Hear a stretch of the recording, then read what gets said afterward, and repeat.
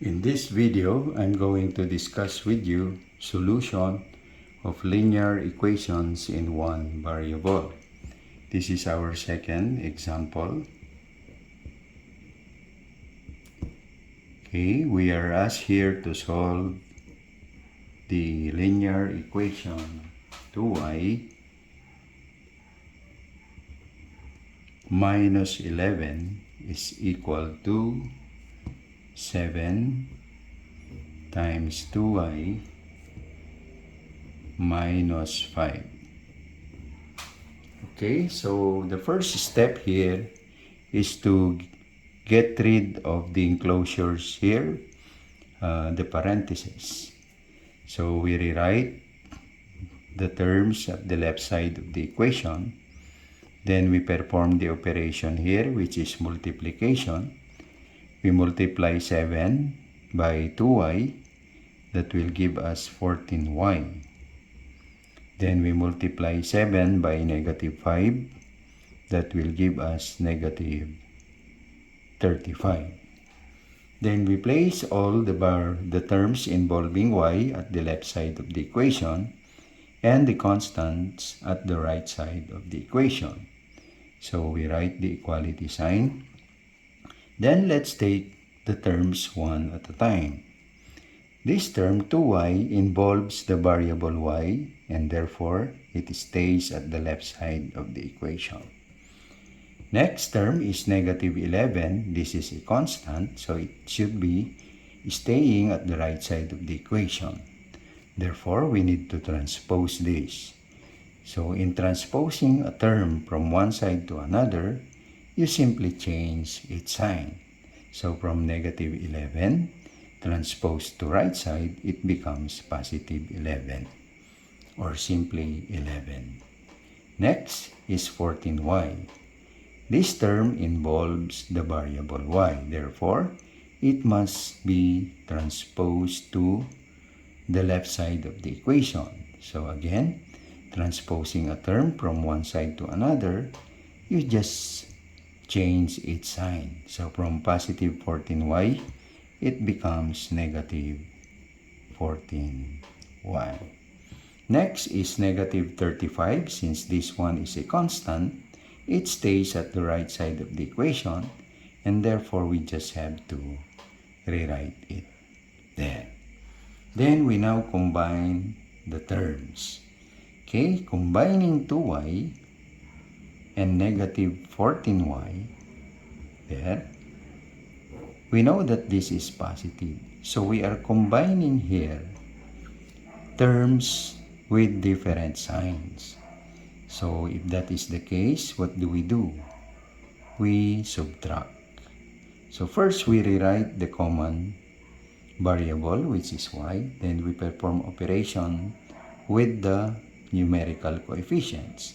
Again, since these numbers have different signs, we subtract the greater number minus the smaller. So 14 minus 2 will give us 12. And then we take the sign of the greater number, with this case, negative. So 2y minus 14y, that will give us negative 12y. Next, we combine 11 and negative 35. There. Now, we know that this is positive. So again, we are combining terms with different signs. So what do? Again, we subtract the greater number minus the smaller. So 35 minus 11, that will give us 24.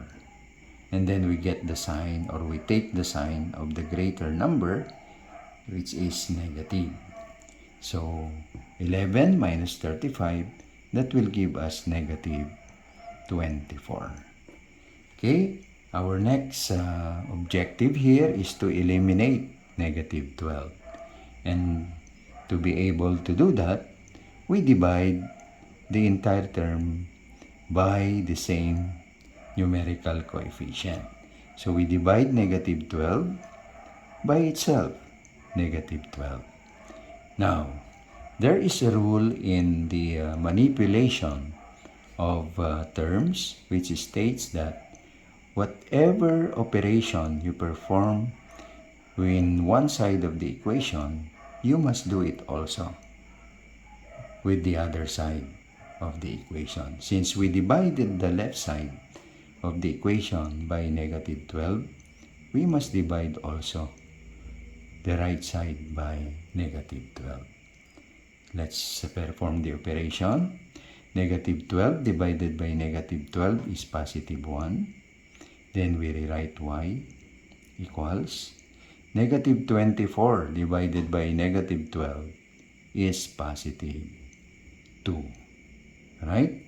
Or we simply say y is equal to 2.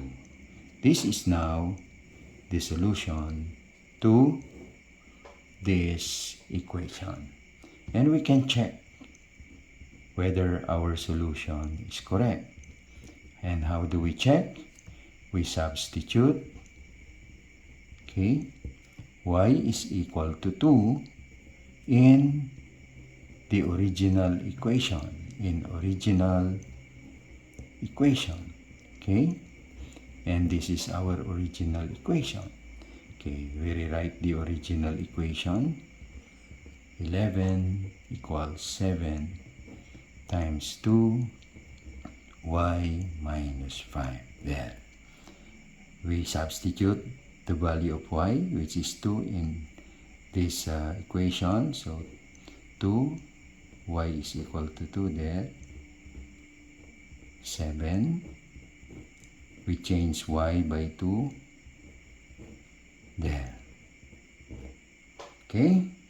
We perform operations. 2 times 2 is 4. There. Here, 2 times 2 is 4. Then, we rewrite that. Okay? We now combine 4 and negative 11. So, 4, negative 11. This is positive. So, again, we are combining terms or numbers that are of different signs. So, we subtract the greater minus the smaller. 11 minus 4, 7. Then we take the sign of the greater, which is negative. So this now becomes negative 7. Here, we need to perform the operation inside the parentheses. We combine 4 and negative 5. That is positive. So again, we have different signs. So what do? We subtract. Greater minus smaller. 5 minus 4 is 1. Then we take the sign of the greater number. So this is negative 1. Okay? We rewrite this. Negative 7 times negative 1 is negative 7. Both sides of the equation are equal. Therefore, our solution is correct. Okay? If you have questions, if you have topics in algebra or in trigonometry you're having difficulty dealing with, you just have to write in the comment section, and I'll try my best to help you solve or to help you understand those topics better by giving some examples in my next videos. Again, thank you for watching and have a good day.